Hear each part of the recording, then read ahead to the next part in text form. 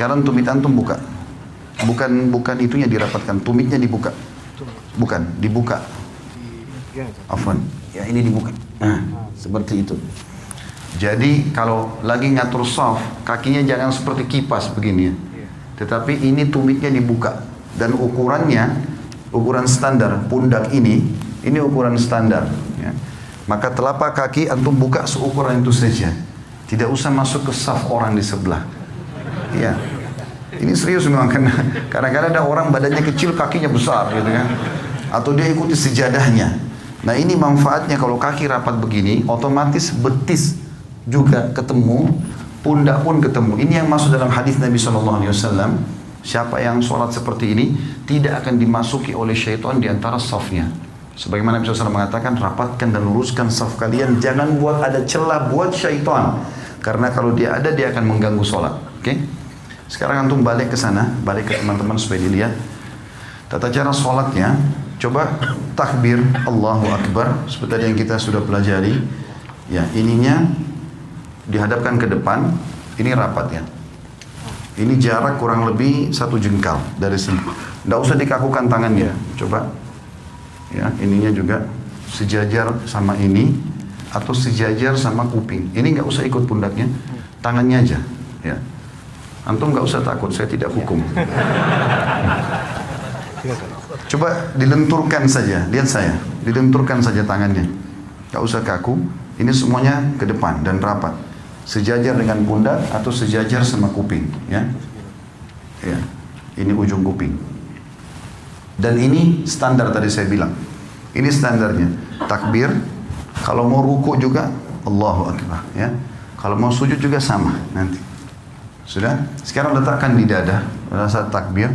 Ya, di ulu hati saja. Ya.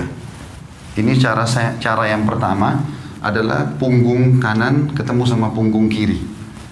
Kemudian cara yang kedua, pergelangan kanan memegang pergelangan kiri, digenggam. Genggam begini.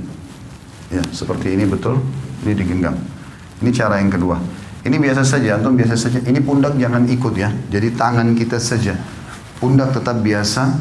Allahu Akbar seperti ini. Atau Allahu Akbar ini lebih jauh sedikit, ya. Ya, pundak tidak usah ikut, ini saja. Baik, sekarang ruku coba.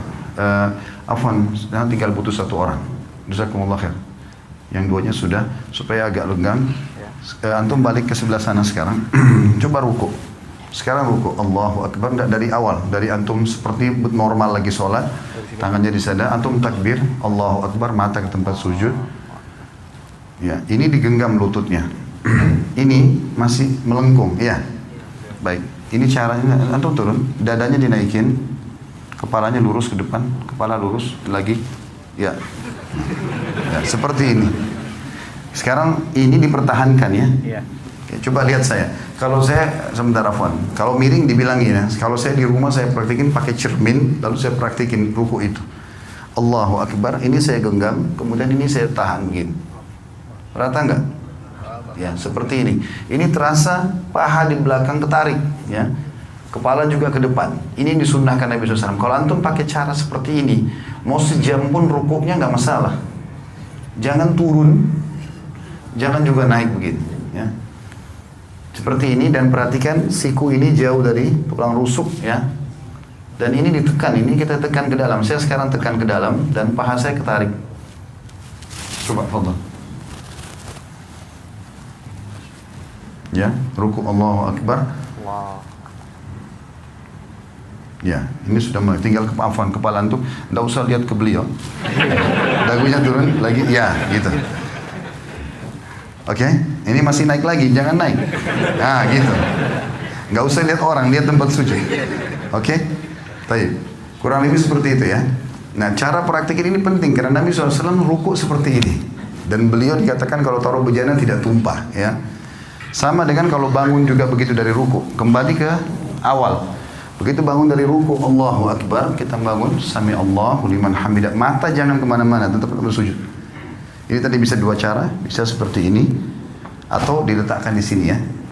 Ada yang belum kita pelajari tentang masalah sujud, tapi saya akan praktekin sekarang. Sudah, jazakallah khair. Kalau mau ikut sama anak sebentar bisa. Sujud ini ada dua cara. Bisa turun lutut dulu, baru telapak tangan, atau telapak tangan dulu baru lutut. Dua-duanya bisa. Karena itu khilaf di antara ulama. Ibnu Qayyim rahimahullah memasukkan antara salah satunya boleh. Tergantung keadaan ya. Cuma yang perlu diperhatikan, kata Nabi SAW, aku diperintahkan sujud dengan 7 anggota tubuh. 7 anggota tubuh. Satu itu dahi sama hidung. Maaf, biar hidung antum rasa pesek, tetap harus kena tempat sujud. Tidak boleh kepalanya begitu, ya, sehingga hidungnya nggak kena. Ini satu paket. Kalau nggak sah ini. Ini satu paket. Satu, kemudian 2, 3. Jadi ini sudah 2 telapak tangan sama dahi ini, berarti 3. Lutut 2, berarti 5. 2 telapak kaki, 7.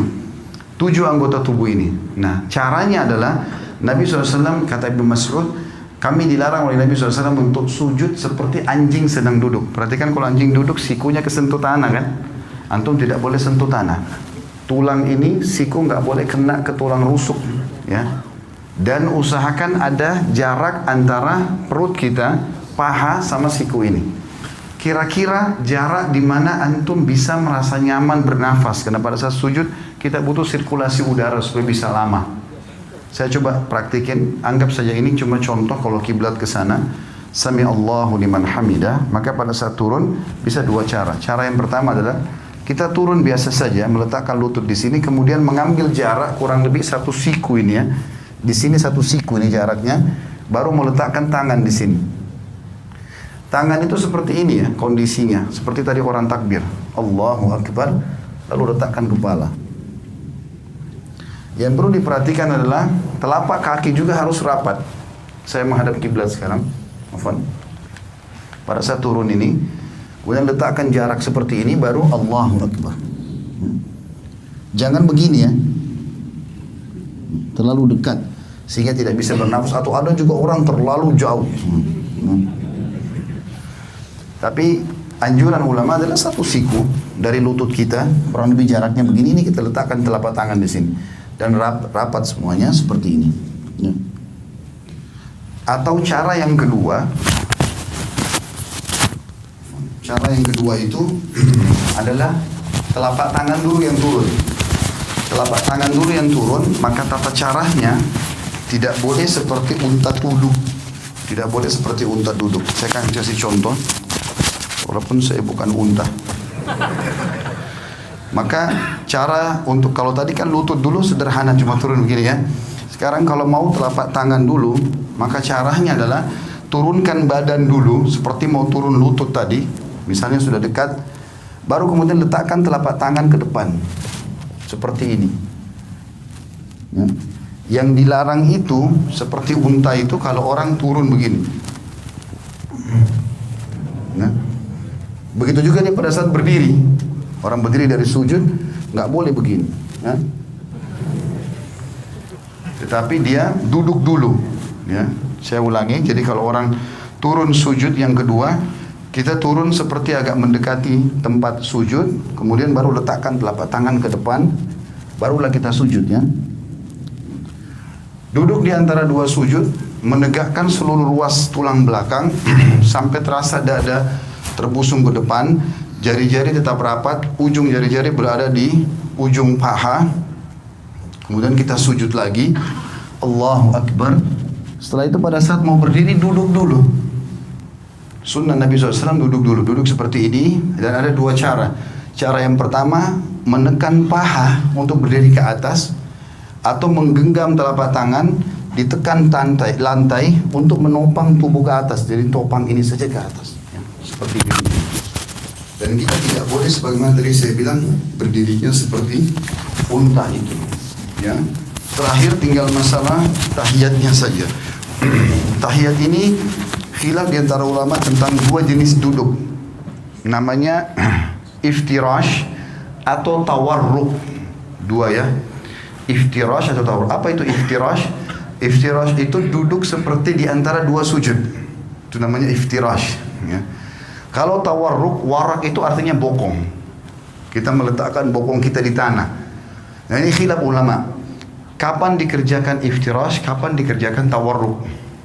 Imam Syafi'i rahimahullah berkata, duduk tawarruk tahiyat seperti ini, yang kita duduk, ya, seperti ini namanya tawarruk karena bokong kita duduk di tanah. Ini kata Imam Syafi'i rahimahullah dikerjakan setiap kali mau salam, mau sholatnya 1 rakaat saja, mau 2 rakaat, seperti misalnya witir 1 rakaat, ya tetap aja antum duduknya pada saat tahiyat karena mau salam tawarruk, ya. 2 rakaat juga seperti sholat sunnatul fajr atau sholat subuh, sama tawarruk. Nanti lebih dari itu pun, misalnya rakaat maghrib 3 rakaat atau isya 4 rakaat, semuanya kalau mau salam tawarruk. Kalau jumhur ulama Imam Ahmad dan Imam Malik mengatakan tidak.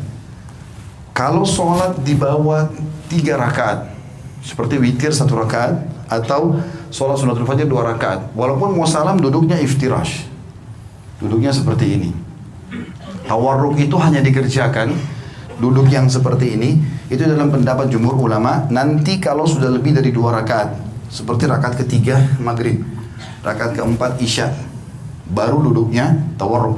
Dua-duanya ini boleh ya, karena ini khilaf diantara ulama. Kita nggak boleh nyalain orang. Jadi kalau antum lihat ada orang tahiyat kedua, ya tahiyat akhir misalnya, sholat subuh duduknya begini, jangan disalahkan. Karena itu pendapat Imam Malik dan Imam Ahmad, dan itu jumhur ulama.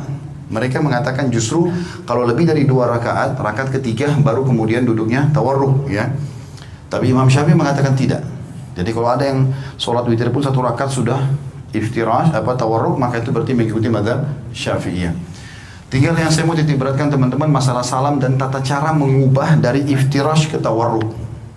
Sekarang kan kalau iftirash itu seperti ini, telapak kaki kiri kita dipakai duduk, ya. Bagaimana caranya mengubah ini dari ini ke tawarruk? Perhatikan ya. Caranya adalah cuma memasukkan telapak kaki kiri ke bawah tulang kering kanan. Contoh, cuma begini saja. Ini dimasukkan, lalu kita duduk di tempat yang sama. Jangan begini, karena banyak orang kita begitu. Dia duduk begini langsung dia dorong orang ke sana semua. Jadi ini kena, semua kena. Dia nggak bisa duduk. Jadi cara yang benar adalah hanya memasukkan ini ke bawah sini saja dan duduk di tempat yang sama. Tidak berubah apa-apa. Saya tidak mengubah apa-apa di sini. Maka ini posisi yang harus diperhatikan. Begitu juga dengan masalah salam. Pada saat kita sudah selesai membaca tahiyat, tentu tahiyat sunnahnya ada yang mengatakan pada saat syahadat mengangkat jari, ada yang mengatakan juga nanti dari awal sudah at-tahiyat itu sudah mengangkat, ya. Dan hadis riwayat Tirmidzi, khilaf di antara ulama tentang masalah itu, tentang hadis Nabi SAW bahwasanya gerakan jari di tasyahud lebih keras bagi iblis daripada cambukan besi. Ada yang menghasankan, ada yang melemahkan. Kalau saya termasuk yang berpegang pada menghasankan hadisnya, sehingga menggerakkan jari itu, menggetarkannya bagian daripada sunnah Nabi SAW. Intinya antum setelah baca tahiyat tinggal salam. Dikatakan Nabi SAW kalau salam terlihat pipi putih atau putih pipi beliau oleh makmum di belakang. Jadi seperti ini. Assalamualaikum warahmatullah. Terasa ini tertarik.